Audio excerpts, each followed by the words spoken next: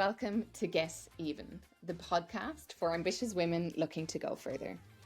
I'm Dr. Nora Koslowski, co-founder of Even, and your host for this episode today.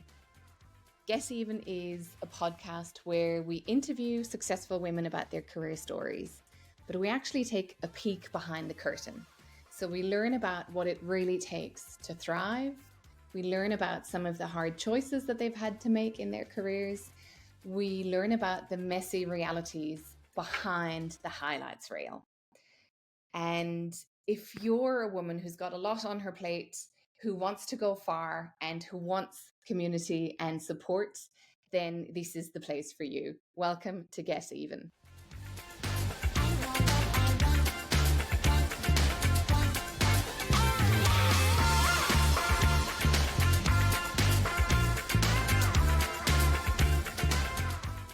Welcome back to the Get Even podcast. I'm Dr. Nora Koslowski, co-founder of Even, and today I've got a very special guest for you. It's Dr. Kathryn Page. Kat Page just released her first book called Good Work, Transforming Your Work from the Inside Out. She's an organizational psychologist. She's a leading authority on wellbeing at work. She's a researcher and a leadership advisor. The central question in Kat's new book is, what makes work good for us? And this is a great conversation to listen to if you want to explore how to design work in such a way that it actually brings fulfillment, joy, meaning, and purpose into your life. On the flip side, we also talk about the topics of burnout, of mental and emotional load. We talk about the risk, especially of high-performing busy women, over-functioning and overextending ourselves. Kat's got lots of practical, humble, personal, and research-backed advice. This is a great conversation. I really hope you enjoy it. Hi, everyone. Welcome back to the Get Even podcast. We've got a very special guest for you today. It's Dr. Kathryn Page. Hi, Kat. Hi, thanks for having me. I'm so looking forward to our chat today. So we've had you on the Get Even podcast before, but this is a very special occasion because you've actually just published your first book, which is called Good Work. And I'm going to show it to the camera here. So Good Work, congrats, massive milestone, massive moment. Why don't we start by sharing with the community here the central premise of what Good Work is? So firstly, thank you. It's been really surreal experience. And I was just saying to you off air just how amazing it is receiving people's text messages or emails or LinkedIn just saying how the book has impacted them in some way. And, you know, I'm almost embarrassed to admit that I read one post this morning that actually almost like put tears in my eyes because it's exactly why I wrote the book. You know, what were they saying? They were just saying that the book, and this is someone who had experienced burnout, and I know he'd had like a really challenging experience in the military. And he said that the book, firstly, he said he couldn't put it down. So I love that. That just, you know, that's a great start, that it actually is readable. And then the second point was that he wished that he'd had this book when he was struggling. And also the book gave him what he felt like he had needed at the time to try to advocate for better systems. I'm really grateful that people now will be able to use this. So, and just knowing what he'd been through and what lots of other people have been through in terms of poor working experiences, that's really gets me in the heart because it's exactly why I've written it. But then to come to your question around the central premise. So the central premise is a kind of a simple idea, but I think is quite powerful, which is that work, if we design and lead it the way that we could or should, can actually be good for us, which shouldn't really be a revolutionary idea. Tell me a bit more. So what does that mean so if work can be good for us, what does that mean in practice? What are the changes that need to happen? Yeah, so it's a very simple idea, but obviously a lot of complexity to it. And having been an academic in this space and sort of practicing for a long time, there is actually a huge amount of research to show, firstly, that the way that we design work, so whether your work is healthy or whether it's toxic, work can be one of the greatest public health interventions that we have because we spend so much time at work, and it fundamentally can change the trajectory of our life in like really important ways. So I tried to distill it into a really simple framework that, of course, like any framework, it's not going to explain everything. So the ideas are, and it comes down to what I call the 6 C's of good work. So for work to be good for us, 6 things at a minimum need to be present. One is clarity. So we need to be clear on what's expected of us and what success looks like. Control or choice. So we need to have a sense that we can control the important aspects of our work life, and that work is something that we're shaping as opposed to something that's happening to us. Contribution. So we need to feel that our work has meaning. So that could be, meaning in the capital M sense, where you're, changing the world or whatnot. But it can also be meaningful and giving a contribution in smaller ways, just in helping change something or make things better for someone. Competence, we need to feel like we're growing. We need challenge. We need to actually feel like we are getting better, growing, getting things done, achieving. Connection. So that is, as it says, we need to feel that we're connected to the people around us, whether it be colleagues, community, students, patients, leaders as well. And then care. So this is really the idea of feeling like you're treated as a human being as opposed to a resource. How we used to call our profession human resources. Well, humans aren't resources. They're humans, and therefore they need downtime. They need to feel like someone cares about them. They need to have flexibility. They need to feel included. Like, these are all very human things. I really love those 6 C's, and I think what you've clarified for me, especially with the element of care, is also that intersection between well-being and inclusion, that they're actually very much related concepts. And I think the other thing on the care aspect that perhaps I hadn't been as aware of before reading your book is the concept of mattering, which I hadn't appreciated just how important mattering is for human beings to feel like work is good for them, or to feel like they're more than a resource. I'm just wondering if you want to actually delve into that concept a bit more, because I think it's just so important. Yeah, I really love this concept as well. So the concept of mattering has been around for quite a long time. It's been in social psychology literature as being like an important protective factor for people. When you feel like you matter, you're less likely to engage, for example, in self-harm. And that's where I researched it, was actually in relation to suicidal ideation. But more recently, sense of mattering has come to the fore, and it's come out of some research in the US, or a book that was published in the US of the same name. And the idea being that human beings essentially need to feel like they matter, like as a person. And so that is about feeling like people see you, for starters. Like that people actually see you not as a cog in a wheel, but as a person with hopes and dreams and goals and a life that goes on outside of work. And then also that people feel valued. So I see what you give here, and I see the effort you put in, not just the output. But I think it's also that we want to feel like they matter in terms of contributing to something that is important. So in a lot of roles I've had, and probably you as well, Nora, I've spent my days building PowerPoint packs. And the packs might be just like works of art, but no one ever sees them, or you get some feedback and then you spend the whole next day like recreating that. Like, that is not work that makes people feel like they matter. Whereas in my role that I have now, like I barely touch a slide, like a PowerPoint pack, but I'm having conversations that feel like they matter. So I think it's about feeling that you matter, but also that what you do matters in a bigger sense. Yeah. Okay, so let's go so these are protective factors. Let's go to some of the experiences that people are having at work right now that are actually not the opposite, because I think another thing that's really interesting about your work is you're actually showing that it's not so much that well-being and ill health are complete opposites, and the same with languishing and flourishing. They're not just opposites and you're either this or you're either that. But an experience that I do see happening in women who are in the even community is burnout. And I'd love to understand with you, can you help us unpack, first of all, what is burnout? And then your work makes it so clear that burnout is it's not a personal failure. It's a systems issue. And I think that framing itself is so important, because what I hear time and again is I'm failing to manage my work-life balance, or I just need to get better at prioritizing, or, it's me, it's not, I just can't keep up.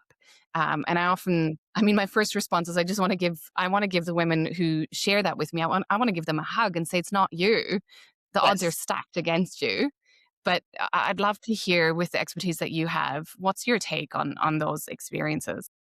Yeah, and I hear that a lot as well, that, and I've said it to myself, I just need to get better at saying no. Like, I've heard that even from someone I was talking to today, or I need to get better at managing my time, or I should be more resilient. So burnout is really a a syndrome, if you like, that is explicitly and directly tied to the work environment. So it is the result of stress that is unmanaged or unmanageable, I'd say, in the context of the work environment. So 3 things need to be present for someone to be classified as experiencing burnout. One is emotional exhaustion. So this is the feeling that so many women will probably most closely resonate with, or that will resonate with them, because it's that feeling of just absolute bone-numbing exhaustion. But you see it in lots of different professions as well, where people just don't have anything left in them to care anymore. Like they're just exhausted physically, psychologically, socially. So emotional exhaustion, number 1. Number 2 is cynicism. So when someone starts to demonstrate cynicism, it's when they start to talk about their work environment as being a little bit like, what's the point in talking about these things? Or what's the point in reporting this? Like, the system will never change. The system's always been like that. Or my manager doesn't care. Or like you see, for example, in first responders, some kind of like gallow humor or dark humor. Like that's all kind of signs of some of that, or starting to see kind of the worst in humanity. Which I'll get back to, because I think that's a really important nuance. And then the third is that you start to lose a sense of efficacy, which means you start to feel like you're not good enough, or you can't actually change things, or you're not making a difference to people. Like it all starts to feel a little bit pointless. And often when you see those traits manifesting in organizations, you can look at the individual and go, oh, that person's just so cynical. Like I've done that myself when I've been delivering workshops. Like the really cynical ones are often really hard for us to interact with. And we don't like to be around these people who are negative, right? But I have chosen to reframe what cynicism is, because I think cynicism is very often a really passionate person who's been disappointed too many times. So they probably once cared deeply, and they do still care deeply, but they've been trying to make change happen in a system that's not actually changing. And so they start to lose hope. And that's where that lack of empathy comes in. So you start to lose hope. And then if you think about it, when we lose hope, there is probably no hope that change will happen, because when we don't expect a positive outcome, we stop trying as hard. We don't devote as much effort. And then the thing that we feared comes true. Nothing changes because we don't try. And you can understand how passionate people can become like that, right? They stop trying. Yeah. Wow. I've seen so many people over the course of my professional career. But practically speaking, then, if this is an experience that you're having, what can be done? Well, I think firstly, this is a small thing, but really important, is to actually see it as not being your fault. So I wrote an article on this recently, and I actually shared it with some colleagues who were first responders, and their response kind of floored me, because they said when they read this article that they actually felt like, oh, it's not my fault. This is not me. Like, this is not something that I've done, or it's not that there's something wrong with my personality. Like the system has actually created this. And when you start to see the cause as being something outside of yourself, I think that already starts to help. But I do think it's often about, burnout is one of those things that once you're there, you can't really recover quickly. Like once you get to that point, you actually quite often will need time out. And, maybe it's extensive time off work, maybe it's a holiday. It might be even just moving teams if you can't actually leave the organization, because the reality is most of us can't just quit our job. But it might be actually In this environment. Yeah, changing your environment within your environment. So changing teams and just surrounding yourself with different people, because unfortunately burnout is quite contagious as well. So if you're in an environment where everyone is burnt out and talking about the same things and quite cynical, we can catch that from other people, because when we're listening to other people talk about their work environment and that work environment's not positive, and we are experiencing the same thing, it can have an amplifying effect. But I also think talking to someone about it, and just because I think there's a lot of shame inherent in feeling burnt out these days, if we see it as something that is as a me problem. Whereas having a conversation with someone you trust, who may be your manager, maybe someone outside of your work environment, and simply just putting that into words, like, I think that I'm burnt out. The response that you get to that is often far better than we might expect. So I think they're things, and just investing in your life outside of work as well. Mm. Walking in nature is one of the scientifically best things you could do. Just detaching yourself and detaching yourself from your work environment, and actually taking yourself physically away, and then doing some kind of activity which mentally forces you not to think about work. Yeah.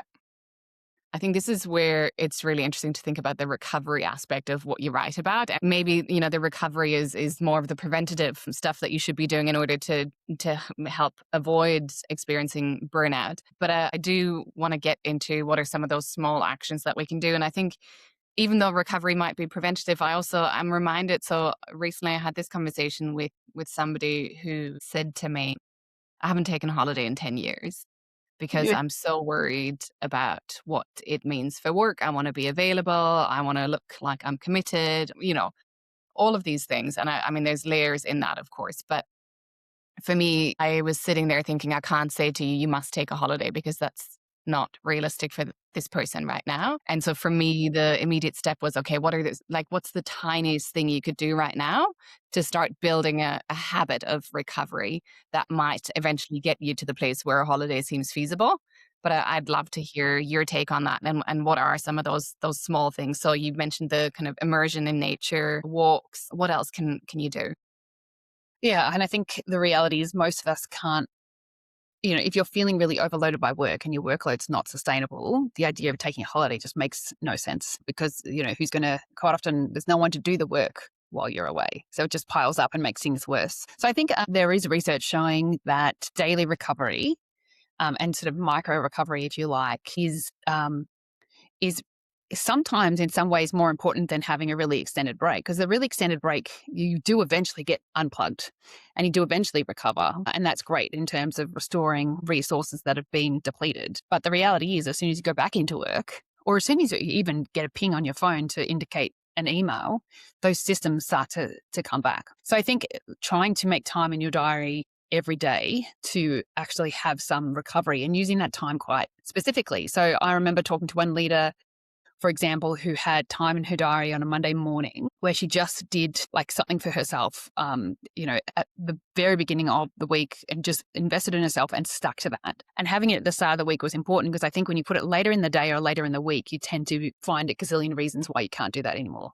Like I used to book my lunch out, my lunch hour out for a walk every day. And like I would be the one ignoring that, so you can get in your own way. But any kind of activity that will get you psychologically engaged in something else or absorbed. So you need to be absorbing in something that's not work related. So like I heard from one woman sewing dancing costumes. That's just her thing. Maybe it is walking out in nature. Maybe it's listening to music. Maybe it is taking your dog for a walk. Like something that is actually forcing you to get outside of your own head and outside of your own office. Helping people is a really great one. Like if you think about when you've been in a mental spiral around something, for me, often what will get me out of that is not telling myself to not spiral, but to actually get myself completely immersed in someone else and someone else's problem, or listening, like deeply listening to someone else. Anything that just gets you out of your own head. Thank you. I Breathing. love that list. For me, I'm like, yeah, tick, tick, tick, tick. I've actually, interestingly, recently, I've really, aside from your book, I've tried to not read too much that feels professional. I've gone really into just fiction as a way of switching off. And I think, and somebody else recently said to me, like, lift so heavy that you have no space or Yes. capacity to think about anything else. Like it's going to be so heavy. It's going to be so hard that when you're at the gym, like you can't think those spiraling thoughts. But whatever it is, I love those ideas, and it is quite That's, individual, isn't it? yeah, it's very individual. And I'm glad you've mentioned that because I think if for me, for example, if I'm running on a treadmill, I can easily be thinking about work. But if you do something like lifting or reformer Pilates, if you're not paying attention, bad things can happen, like falling off your reformer or dropping a weight on your toe or whatever. Like you need to actually be doing something that's forcing you to concentrate. Okay, so let's get into the topic of over functioning or overextending ourselves. And I think, we're recording this right now. Both of us, our kids have just commenced their school holidays. There's a lot of organizational complexity that comes with that. There's logistics, there's emotional load, there's mental load. And you have actually recently written about the risk of women over functioning and sort of taking on both the emotional but also the cognitive sort of care for others. I mean, this is, obviously this is a complex issue, and I think there's some structural aspects that are happening here. It's not a personal failure if you're not keeping up with your mental load, but I'd love to hear your perspective on if you're feeling that like acute juggle right now. What might help you? I mean, look, I'm also still trying to figure this out. Yeah. But I do think if we talk about even just the prevalence of this overextension, I was reading an AFR article actually where some women were being interviewed or were talking about this experience of just wanting to kind of disappear for a while. And I was like, oh, I completely get that. Like, I don't want something bad to happen to myself. I don't want, to get sick or injured. But just sometimes the idea of just like having a week in hospital, for some women, they're like, that sounds fantastic.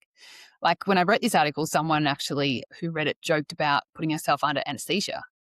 And I was like, it's a bit dark, but if you think about it, these are very high performing women who just are praying for something to happen so that they don't actually have to hold everything all the time. So it is a little bit bleak, but something is going on if really high performing, really passionate, really incredible women are wanting to just disappear for a little while. So I think for women, often, and professional women are women who are very good at getting stuff done. They actually can extend themselves to a point where they're often given more tasks by the workplace because they're high potential. Like you see this a lot. High potential people get stretch opportunities, but just because they can do something doesn't actually mean that they should, because you're also monitoring your kind WhatsApp chat and you're thinking about what you need to pack into lunches and you're planning ahead to that birthday party that you've got to go to on the weekend and where you're going to buy a gift. It's just like all of this stuff really piling up. And then I think the very characteristics that make women high performing, thinking about people, multitasking, being organized, being really efficient, often gets to a point where we actually are so efficient and so on fire all of the time that you actually never have space to just let stuff go. And I think when you get into that mindset, you can often end up taking on more because it's easier just to do it yourself. So I think that's where, for me, I've realized that I actually need to just not do that and actually involve people in conversations, not just in here's the task that needs to be done, but let's actually do the thinking. If you think about a workplace, if you just get given a task without the context, you're not going to be very motivated to do it. Whereas if you're having alignment conversations at work or at home around the context and all of the things that need to happen, everyone's going to then be able to go away and do their bit, like as opposed to us just delegating to people. So I think we need to let go of some of that, but also permission to be human. I have gotten to a point now where I know that I can juggle, but at times some of those balls are going to get dropped. You just want to make sure the ones that get dropped are not the really important ones. So what are those non-negotiables? Do your best, but permission to be human. Permission to be human. I love that. And I think I often look at my weekly list and I go, okay, like what can I actually take off just to start with? Because you're just going to add on stuff. And it's like, yeah, like you said, it's sometimes easier to pile it on. But I love that aspect as well around you're not just delegating tasks, you're actually sharing the entirety of what needs to be done. And I think that's a concept. I think Ellen, my co-founder at Even, she's particularly passionate about that. And she's found this system within her family where they've laid out all of the different tasks that make up the mental load in their family. And then they've gone, who owns it? Which I actually think is such a good idea, to make it visible, first of all, and then to own the tasks end to end, rather than, the default being often, if it's a heterosexual relationship, the woman kind of owns the tasks, so she might delegate some of the execution. But I actually think that's a really helpful framework as well. I think there is a card sort to that effect. That's it. One of my colleagues at work keeps suggesting that I do it, but I have not done it. So we tried something else that one of the Even experts recommended, which was a weekly huddle. And we did that as a family for a bit. This is getting quite personal, but my husband didn't like it being called a huddle. He said he would embrace the idea if it was an executive meeting so that it felt important. So that's what it became for a while. Yeah, well, I mean, I sometimes think that it might be better to have a meeting at the diary of my husband during the day, because our problem is we get to the end of the day and we're both exhausted. And then we have two little exhausted, hungry, emotional monsters that need to be dealt with. And then by the time they're bathed and in bed, you both just collapse. Whatever works. I think we're all just trying to learn our way forward. So I will say I don't think anyone has the perfect answer. Yeah.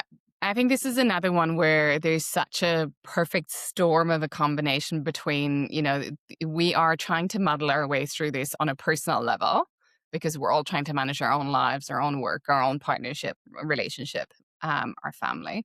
And then it's also a systemic thing around, what's the level of support structurally for caregiving? What's the level of support for child rearing? And I think, again, this is coming back to your book. This is one of the things that I love is that you're tackling the topic of good work. You're tackling it from the personal agency perspective and as a systems change lens. And I think let me try to recite this correctly, but you structure the book. You start by talking about me, Yeah. we, and us. So tell me a bit more about how do we blend that focus on ourselves, on our teams, and especially if we're leaders, how we can drive change from a systems lens as well. Yeah. Yeah, good question. So I very deliberately chose the structure of me, we, us, because even though probably the more longer term, high impact system level changes are towards the end of the book, which is around us. But I do think that when you're speaking to leaders, you need to start with a recognition and an appreciation that they are humans first. And if humans don't have capacity to enact change, they don't have the personal resources to take on new things, then there's no point just lecturing at them about the system. So I wanted to really take people on that journey from me to we to us. And once you get people to that place where they feel like they have more capacity, they can then start to take more things on. And I think that the way we learn as well, and the way organizations and leaders have learned in this space, is that you often start by trying stuff that's immediately within your control. And that's usually yourself, and that's usually your team. And by then applying those strategies, you start to learn what works and doesn't work. And they need to go through that journey. So to come back to your question, then I think this is where I think the opportunity is really exciting in organizations, because leadership sits right at the heart or the intersection between both the individual and the system, if you think about it. And obviously the team. So at a personal level, I think it starts with role modeling. So, how do you manage your own workload? People are going to learn much more from what you do than what you tell them. And that's something I've learned, very much the hard way. Do you create space for your own recovery? You can't preach to other people about this until you're doing it yourself. Do you ask for help? I think that's one of the most powerful things a leader can do, is to ask for help or say where they don't know the answers. And are you setting up boundaries for yourself? So I mentioned earlier the organization I work for, By Many. When I joined By Many, I had to go through a process of unlearning all of the corporate stuff that I'd learned in other organizations about how to get stuff. What does that mean? And they call it a corporate detox process, which I think is great. So I think what I had learned from working in other organizations is that you do your thinking in a PowerPoint, for example. And my colleagues were very quick to get me to unlearn that. So when we would engage with a new client opportunity, my instinct was to go away and send a 5-page pack. And they were like, well, no, you don't need to do that. Like, that's actually unnecessary work. That's not work that matters. Like, what matters is actually having the conversation with the client and getting really clear on what they need. And some of it can just be a conversation. Some of it might just be an email. And the amount of time that I had wasted on just creating noise in a system, because that's what I'd learned. That was the invisible rules in the systems that I've worked in banking and professional services. And I still see so much of that now. And I noticed new joining our organization going through that same detox process. So I think that's at the individual level. At the team level, I think obviously there's a whole lot of stuff you can do, but I think most of it comes down to 3 things. I think clarity and spending enough time on aligning on what's important is so important. Like, I work with a lot of organizations and a lot of teams where they want to prioritize stuff because everyone's got too much on. I think prioritization is kind of just moving stuff around. What we really need to be doing is making sure that we are spending enough time in our executive meetings or in our team meetings, just being really aligning on what's most important, what really matters. And we don't spend enough time on that. There's going to be choices, someone's going to be disappointed, but the more senior you get in organizations, I've learned, the more likely you are to disappoint someone. So it's about just knowing who are the right people to disappoint at the right time. But yeah, clarity, getting really clear on what really matters, and expectations and roles. Load as well. So load and latitude is like a really important combination. So is the workload in this team sustainable? For every new activity or new task or new deliverable that we're taking on, are we making sure that something is moving out? So what are we letting go of? What are we saying no to? Collectively is often a lot easier. And just having that conversation up front, is this important for now? And if so, what do I need to take off my plate? And at a team level, it might be, well, I can't do that, but maybe you can do it, Nora. So I think a lot of this stuff can happen at the work group level, and then connection as well. So to come back to where we started, if I'm a leader of a team, or even if I'm a colleague, am I spending enough time with my people just genuinely inquiring about them as a human being?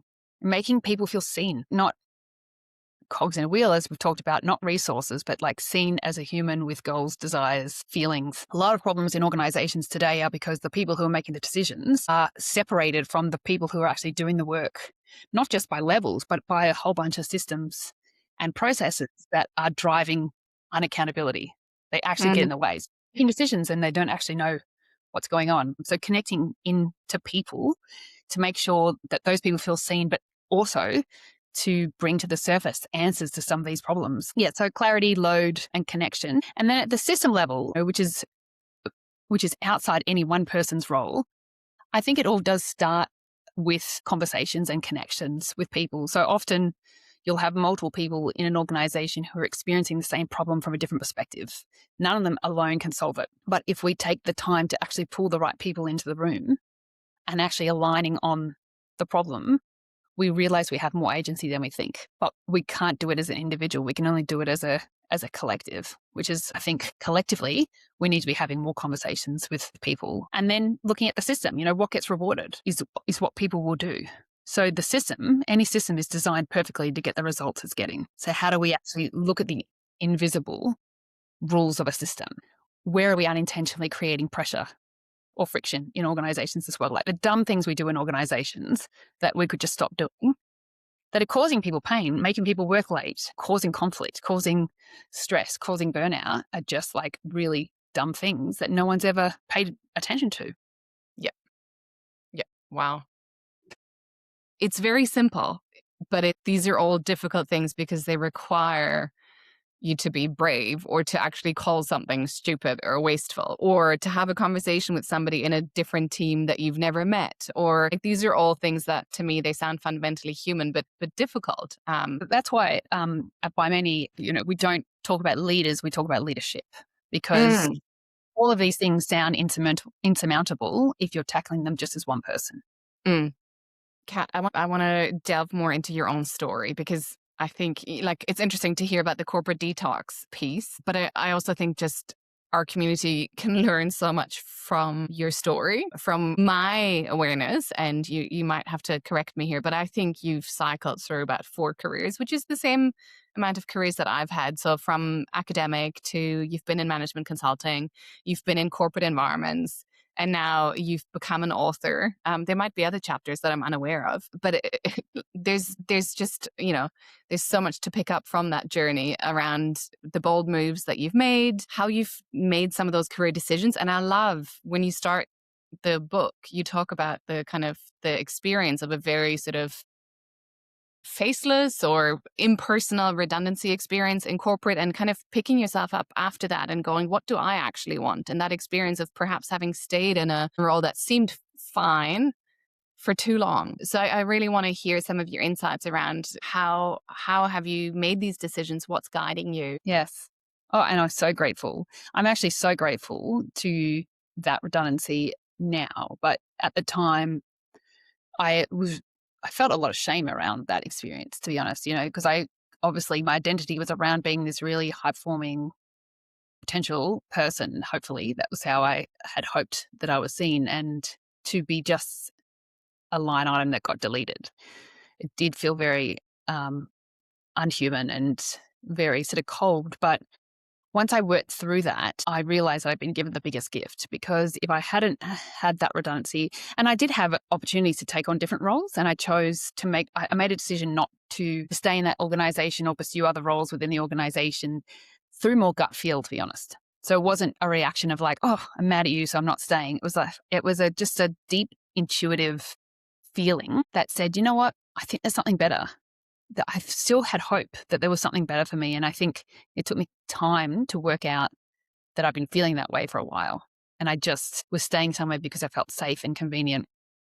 And I was slowly probably dying a little bit inside. It's very small and very incremental, but I completely lost my purpose. And so having that time out from the workforce was a gift, because I had to just sit with those feelings and think, what do I actually want? Like, what is my purpose? What are the points in my career where I felt most alive? And what was it that was true in those moments that made me feel that way? And also having heaps of conversations with people. I just had really great conversations with people that helped me to clarify what I wanted to do with my career and with my life, because those two things for me are very intertwined. So I guess those pivots, none of the pivots that I've made in my life have been perfectly planned. It has been about slowing down and checking in with myself, and then naming it and checking in with others. And then eventually just having to take a leap of faith, because nothing is ever certain. Like, I've never been certain about any of the changes I've made. I've made changes that have not been great. I've made changes that have turned out to be amazing. But I do think if you are going to make a change, if you move yourself into an organization or into a context where people believe what you believe, then I think you'll experience good things and you'll be more likely to experience good work. Because that's, I think, what I have found is that I've surrounded myself by people who believe what I believe, and it's made those choices easier.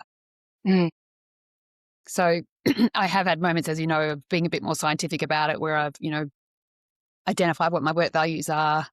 And I did do that for the job that I took now. There was a couple of different roles that I was choosing between. And I did go back to my method of what are my work values? How do each of these roles line up against them? And actually, in the end, even though my gut had already said to go with by many, the numbers, or, my little assessment also supported that, trying to integrate evidence from both intuition and data or logic, head and heart, is useful. Yeah, absolutely. And I love just what you're calling out there. So identifying your values, for example, just getting a bit more clear about what matters to you, what you believe in, understanding the context that you're perhaps signing up to, and seeing if there's alignment in values or not.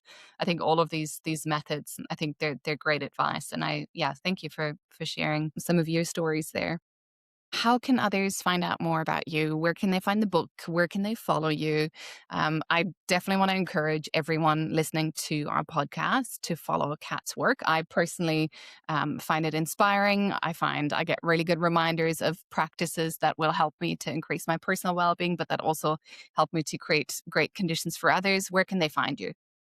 So the main places you can find me are probably LinkedIn. So that's my main place. So Dr. Kat Page is where you can find me. I am also now on Instagram. So I tend to use LinkedIn for more professional updates, and Instagram I'm using for more kind of behind the scenes, like more human stuff. But I have also just recently started posting on Substack. So I'm enjoying Substack because it feels like a space where you can just write in draft or talk in draft or think in draft. So Dr. Kat Page on any of those platforms. And then I also have a website, which is www.drkatpage.com. Amazing. I take it good work is available in all leading bookshops. I've seen you at the airport. Is it everywhere? I think so. Yeah. So it's definitely on Amazon and Booktopia. And so that's a good place to start. But I do love the idea of supporting our local bookstores as well. Cool. Go and read it, everyone. Thanks so much for being on Get Even again, Kat. It's always a pleasure to talk to you. Thank you. Thank you.